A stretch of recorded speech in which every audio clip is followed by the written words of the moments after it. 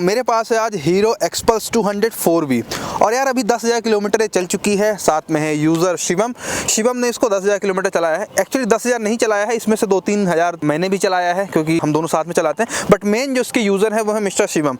तो शिवम का पूरा एक्सपीरियंस समझते हैं भाई कि एक्सपल्स जो है आज के टाइम पे 2023 या 2024 आने वाला है तो खरीदने लायक है कि नहीं है, और ये 10,000 किलोमीटर में एक्सपीरियंस कैसा रहा। क्योंकि एक्सपल्स को अगर आप देखो ना, एक पर्पसफुल मोटरसाइकिल अगर आप ऑफ रोडिंग के लिए जानते हो तो। और हाँ, नई वाली हिमालयन भी आ गई है जो कि भाई बहुत ही ज़्यादा महंगी है, तो थोड़ा सा उससे भी कंपेयर करेंगे वैल्यू फॉर मनी के टर्म्स में कि भाई ये ज़्यादा वैल्यू फॉर मनी है कि वो, है ना।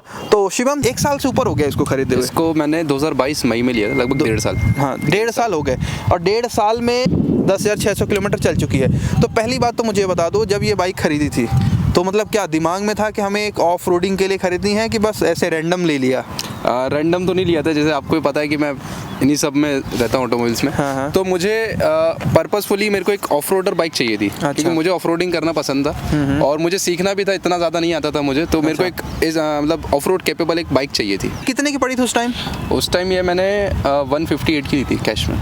150, 1,58,000 रुपये कैश में। अभी तो भाई महंगी हो चुकी है ना। अभी अब तो 70 की हो गई, 170। बाइक या कार्स का प्राइस तो भाई बहुत तेज़ी से बढ़ रहा है। तो इसमें 10,000 में कितनी सर्विस कराई आपने? इसमें लगभग मैंने 3 से 4 सर्विस करवाई है। एक सर्विस मेरी स्किप हो गई थी।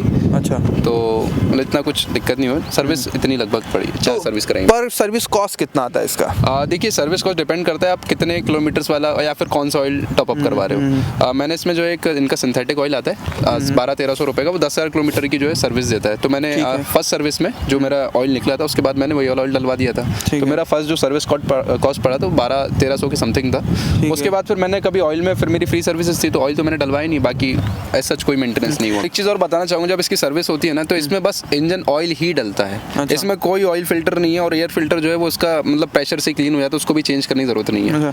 तो कुल मिला के ये अपन कह सकते हैं कि 200 सीसी की सबसे ज़्यादा ये अफोर्डेबल है सर्विस के टर्म्स में। सर्विस के टर्म्स में, और सर्विस के टर्म्स के अलावा अगर आप वैसे भी देखोगे तो 200 सीसी की सबसे अफोर्डेबल मोटरसाइकिल है भाई ये। एवरेज कितना निकाल रही है भैया? एवरेज अगर मतलब नॉर्मल अगर मैं चला दूं तो 35 to 40 के बीच में रहता है सिटी में। सिटी कंडीशन में? सिटी कंडीशन में। और 200 सीसी की ज़्यादातर मोटरसाइकिल इतनी देती है। और जब मैं इसे हाईवे राइड करता हूँ तो अगर मैं इसको 50-60 की स्पीड पे सिंगल राइड करता हूँ तो मुझे आराम से ये 50+ माइलेज निकाल के देती है। अच्छा, जैसे ऑफ रोड करते हैं, जैसे अपन कहीं ऑफ रोडिंग के लिए गए हैं तो वहाँ पे कितना कम से कम मिल जाता है? वो डिपेंड करता है कि मतलब किस ट्रेन में अपन चला रहे हैं। जैसे कि ट्रेल में चला रहे हैं, अगर ज़्यादा कीचड़ होता है, ज़्यादा मडी होता है तो कम एवरेज हो जाता है। मतलब ऑन एन एवरेज 25 से 35 के बीच में रहता है ऑफ रोडिंग करते हो तो। अच्छा, मिनिमम कितना इसमें तुमने देखा माइलेज ऑफ रोडिंग में, एक्सट्रीम ऑफ रोडिंग में? 25 से कम तो नहीं हुआ? नीचे कभी नहीं गया। अभी इसमें देख रहा हूँ कुछ चीज़ें चेंज हुई हैं, कुछ अपग्रेड हुआ है। जैसे टायर्स अपग्रेड हुए हैं, ये टायर्स राइज मोटो के हैं जी। और उसके बाद कितना चला लिया अपन ने तकरीबन? जब ये टायर्स अपन ने लगाए थे तो 7,000 बाइक का ऑडो था।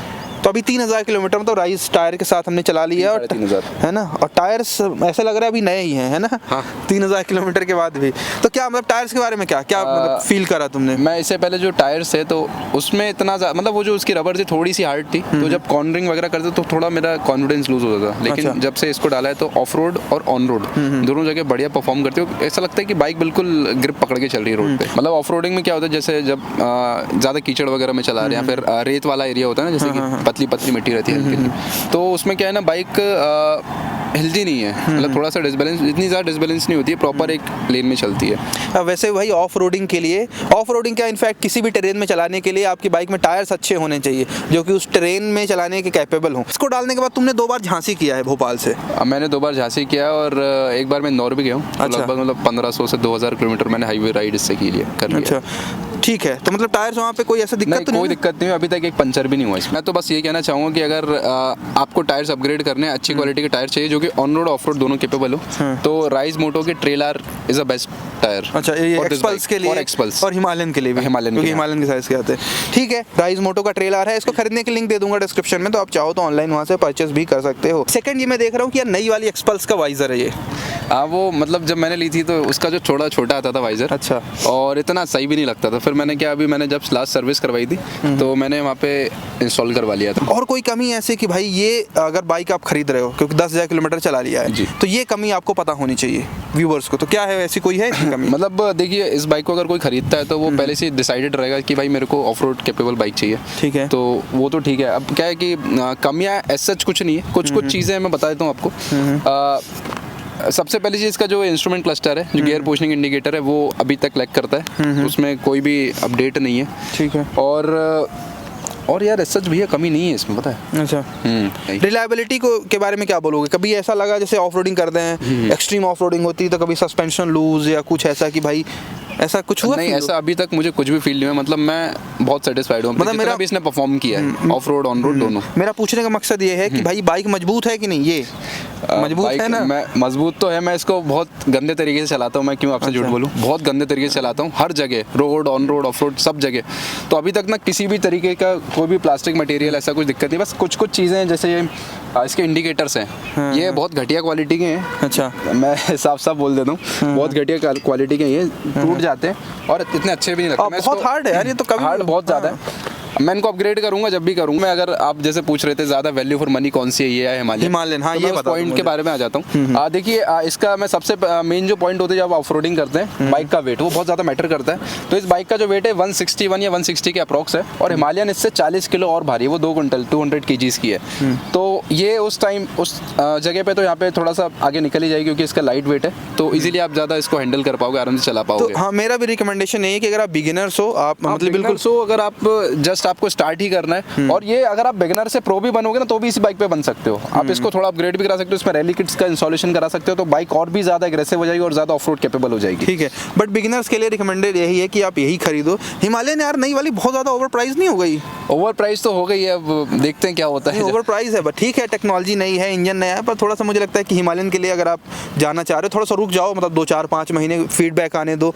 कुछ लोग खरीदेंगे तो फीडबैक आएगा, क्योंकि रॉयल एनफील्ड के साथ भाई फीडबैक लेना बहुत जरूरी है अगर कुछ नया आता है तो, क्योंकि हमने देखा है भाई पास्ट में रॉयल एनफील्ड के साथ प्रॉब्लम होती ही रहती हैं। तो थोड़ा रुको हिमालयन के लिए कुछ, क्योंकि इंजन नया है भाई, वो कंप्लीटली नया रॉयल एनफील्ड का इंजन है। तो आओ देखते हैं पहले कैसा क्या है।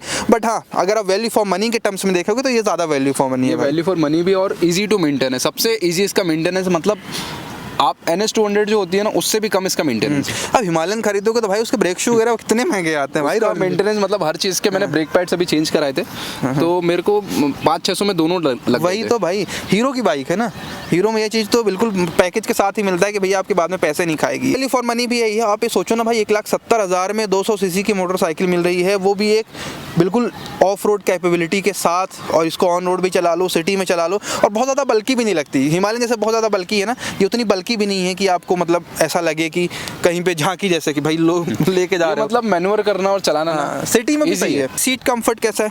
मतलब नॉर्मल है, ठीक है, लेकिन अगर आप लंबा जा रहे हो तो मैं यही कहूँगा कि आप थोड़ा सा क्वेश्चन इसमें ऐड करो, थोड़ी सी और मोटा फोम लगवा के सीट कवर पे, वो ज़्यादा बेटर रहेगा, क्योंकि नैरो है ना, तो थोड़ा नैरो है, तो ऑफ रोडिंग के लिए तो सही है, बट लॉन्ग के लिए थोड़ा सा मुझे लगता है कि वो दिक्कत करेगी। और कोई क्वेश्चन हो कमेंट बॉक्स में एक्सपल्स से रिलेटेड पूछ सकते हो आप। बाकी हमने इसमें राइज टायर डाले हैं, राइज मोटो का ट्रेल R टायर है, ये प्रॉपर ट्रेल ओरिएंटेड है, तो ये तो भाई मुझे ज़बरदस्त लगे। इनका मैं क्लोजअप शॉट भी लगा दूंगा। बस मिलता है नेक्स्ट वीडियो पे। वीडियो अच्छा लगा वीडियो को लाइक करो, शेयर करो।